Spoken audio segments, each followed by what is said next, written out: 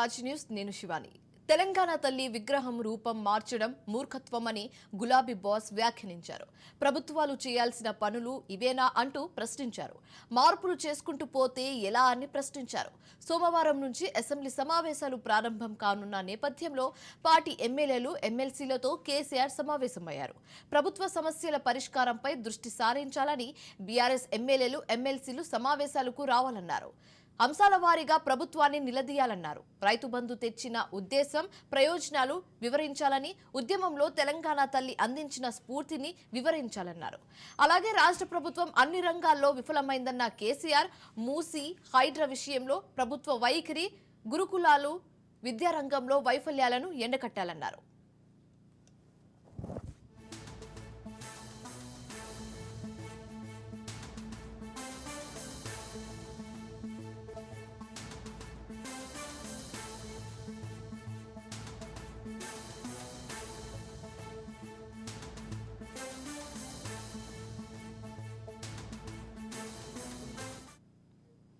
తెలంగాణ తల్లి విగ్రహ రూపం మార్చడం మూర్ఖత్వమని గులాబీ బాస్ వ్యాఖ్యానించారు. ప్రభుత్వాలు చేయాల్సిన పనులు ఇవేనా అంటూ ప్రశ్నించారు. మార్పులు చేసుకుంటూ పోతే ఎలా అని ప్రశ్నించారు. సోమవారం నుంచి అసెంబ్లీ సమావేశాలు ప్రారంభం కానున్న నేపథ్యంలో పార్టీ ఎమ్మెల్యేలు ఎమ్మెల్సీలతో కలిసి కేసీఆర్ సమావేశమయ్యారు. ఇక ఇదే అంశానికి సంబంధించి తాజా సమాచారం మా ప్రతినిధి సైదులు ఫోన్ ద్వారా అందిస్తారు. సైదులు చెప్పండి.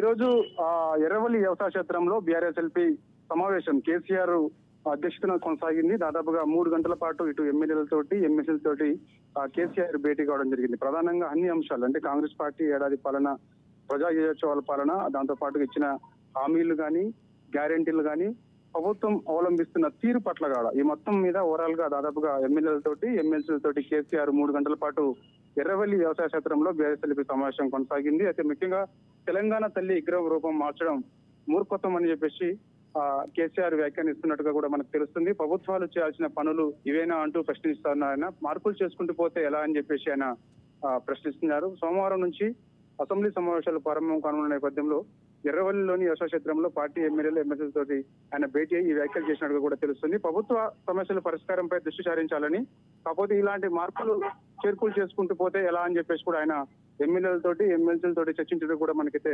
సమాచారం. దానికి తోడుగా రైతు బంధు విషయానికి వస్తే రైతు బంధు ఆనాడు ఖచ్చితంగా మేము అమలు చేశాము, కానీ పేరు మార్చారు భరోసా అని చెప్పేసి కాంగ్రెస్ పార్టీ ఇస్తామని చెప్పేసి అన్నది, కానీ ఇంతవరకు రైతు భరోసా అమలు చేయడం లేదని చెప్పేసి కూడా అది ప్రధానంగా చర్చించినట్టు కూడా తెలిసింది. దానిలో భాగంగా రేపటి నుంచి జరగబోయే అసెంబ్లీ సమావేశాల్లో ప్రధానంగా ఇదే అంశం మీద అసెంబ్లీ వేదికగా ప్రభుత్వాన్ని నిలదీయాలని చెప్పేసి కూడా ఇటు ఎమ్మెల్యేలకు ఎమ్మెల్సీలకు కూడా సూచన చేసినట్టు కూడా తెలుస్తుంది. దాని తోడుగా ఇక ముఖ్యంగా ఈ మధ్య కాలంలో చూసాం మనము ఎక్కువగా గురుకులాలకు సంబంధించి ఫుడ్ పాయిజన్స్ ఎక్కువగా జరుగుతున్నాయి.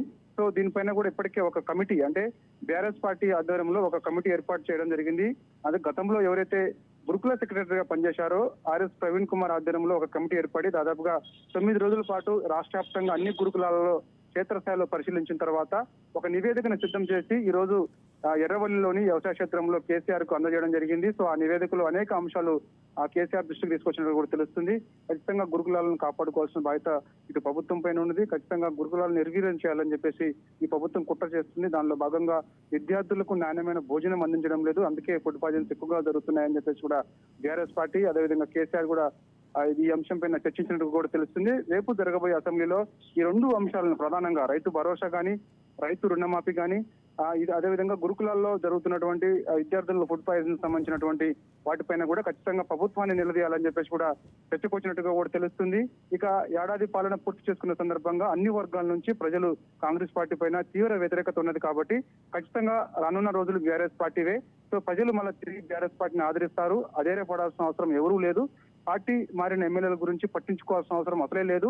ఉన్నవారు ఎవరైతే ఉన్నారో వారు ఒక కమిట్మెంట్ తోటి మనము ఈ 4 ఏళ్లు పనిచేస్తే ప్రజల కోసం పనిచేస్తే అటు ప్రజాక్షేత్రంలో పనిచేసిన అసెంబ్లీ వేదికగా ప్రజల పక్షాన మనం కొట్లాడితే తిరిగి మళ్ళీ బీఆర్ఎస్ పార్టీకి పట్టం కడతారు ఈ రాష్ట్ర ప్రజలు. కాబట్టి అన్ని ఆలోచిస్తున్నారు ఈ రాష్ట్ర ప్రజలు.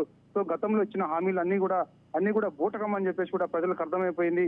ఎందుకంటే రైతు రుణమాఫీ విషయంలో కూడా తేటతెల్లమైపోయింది. రైతు భరోసా అన్నారు, రైతు భరోసా ఇవ్వకుండా కూడా ఇవాళ నాన్ షూట్ దూరం చేస్తున్నాడు. సంక్రాంతి లోపు లోపు మళ్ళీ రైతు భరోసా ఇస్తామని అంటున్నారు. అసలు ఎవరికి ఇస్తారో ఏంటో, అసలు కౌలు రైతులకు ఇస్తారా లేదా అనేది కూడా ఒక ప్రభుత్వానికి ఒక స్పష్టత లేదు. సో ఖచ్చితంగా అన్ని వర్గాల నుంచి కూడా ఈ ప్రభుత్వం పైన వ్యతిరేకత ఉన్నది కాబట్టి, సో రానున్న రోజులు బీఆర్ఎస్ పార్టీ కాబట్టి వీటన్ని అంశాలపైన ఖచ్చితంగా అసెంబ్లీ వేదికగా ప్రభుత్వాన్ని నిలదీయాలని చెప్పేసి ఎమ్మెల్యేలకు ఎమ్మెల్సీలకు కేసీఆర్ ఒక దిశానిర్దేశం చేసినట్టుగా కూడా తెలిసింది. Right, thanks for the update Saidulu.